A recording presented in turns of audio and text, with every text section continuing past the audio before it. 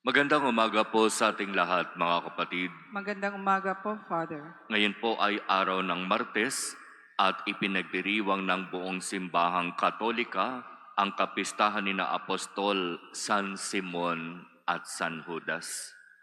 Mula sa ating ebanghelyo, narinig natin sinasabi dito, si Simon ay makabayan. Ibig sabihin, siya ay kabilang sa isang grupo na tinatawag na mga makabayan.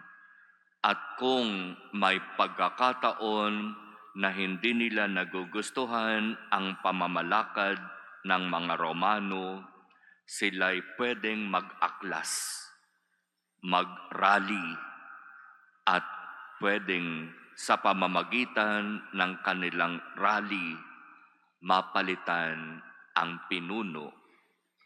At ito namang si San Judas na anak ni Santiago ay tinatawag ding Judas Tadeo. At sinasabi na Tadeo kasi malapit sa ating Panginoon.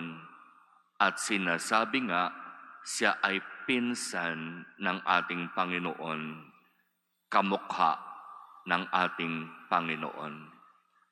Itong dalawang ito sa simula ay hindi napapabilang sa mga tinatawag na lahing pinili o mga Hudyo. Sila ay tagalabas. Pero dahil sa biyaya ng Diyos, sila'y nabinyagan at dahil sa kanilang binyag, naging tagasunod ni Jesus. At dahil naging tagasunod ni Jesus, nakilala sila ni Jesus. At noong si Jesus ay pipili ng 12, matapos siyang maglaan ng panahon sa pananahimik, pagninilay, pagdarasal, kasama sa mga napili si Simon at Judas Tadeo. At dito sa pagkakataon na ito, magandang bigyang diin ang naging pamamaraan ng ating Panginoon kung papaano siya pumili. Sinasabi sa Ebanghelyo ni San Lucas, siya ay umahon sa isang burol, magdamag doong nanalangin mag-isa, at humingi ng gabay sa Ama sa gagawin niyang pagpili sa kanyang makakasama sa kanyang misyon.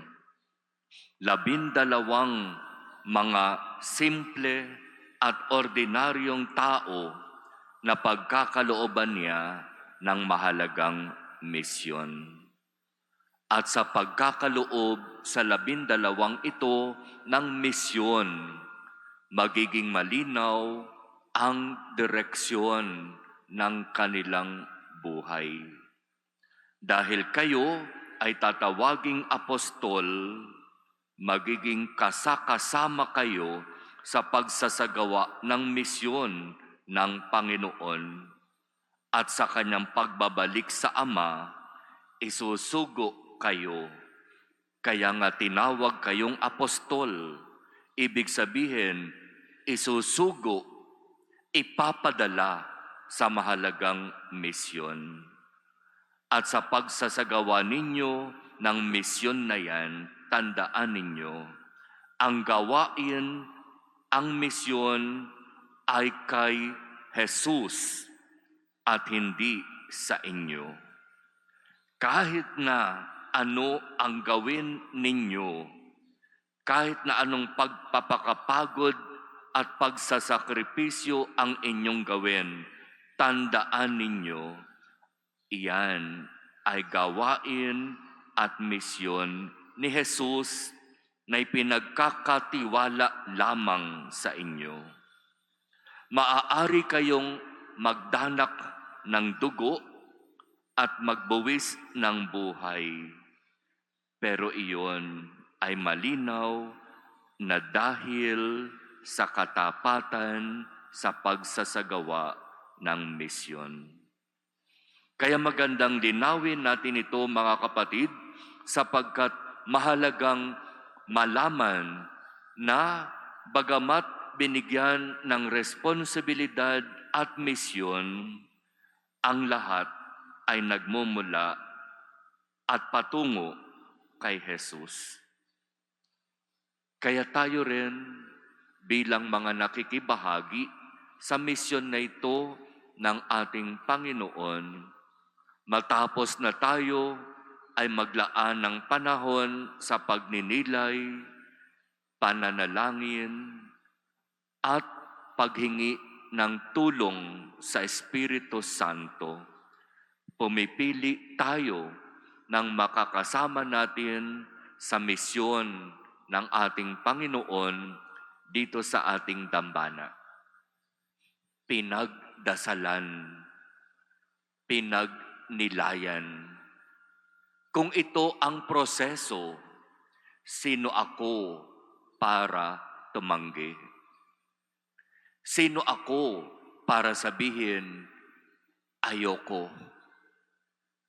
Sa 12 apostol na pinili ng ating Panginoon, walang tumanggi. Pero alam natin, sa kanilang 12, sa katapusan, isa ang tumiwalag. Kapag pinairal natin ang ating malayang desisyon, walang magagawa ang Diyos. Iginagalang niya ang kalayaan ng tao na magpasya. Napakaganda sana ng kanyang plano para sa atin. Hindi man natin lubos na nauunawaan, hindi man natin gusto, pero kung mananalig at susunod lamang tayo sa Kanya, nandoroon ang biyaya. Ang tawag natin doon, grace of the ministry. Biyaya na ipinagkakaloob sa gawain at sa taong pinili at tinawag upang gumawa ng misyon na ito. Ngayong araw na ito, gaganapin ang pagpapalitan ng mga tahanan na dinadalaw ng ating mga imahen ng Divine Mercy. At maganda ring isabay na rin ang pagbabalik sa tahanan ng mga imahen ni San Pablo ng Cruz. Kaya pinapakiusap natin sa mga pinili at hinirang para maging mga pinuno ng ating MSK, bahagi ng inyong misyon ang pagsasagawa ng mga pamamaraan sa maayos na pag-ikot at pagdalaw ng mga imahen na ito sa iba't ibang tahanan na nasasakupan ng ating dambana. Hindi madali, napakahirap, pero katulad ni na San Simon at San Judas, hindi rin naging madali para sa kanila ang pagsasagawa ng kanilang misyon. Sa bandang huli, kinailangan ialay ang kanilang sariling buhay alang-alang kay Jesus. Dito sa ating dambana, wala pa namang nag-aalay ng buhay dahil sa paglilipat ng imahen. Pero dahil sa paglilipat ng imahen, marami ang pinagpala. Amen. Dahil sa pagsasakripisyo bilang bahagi ng MSK, marami ang patuloy na pinagpapala at pinagkakalooban ng Diyos ng mas maraming biyaya.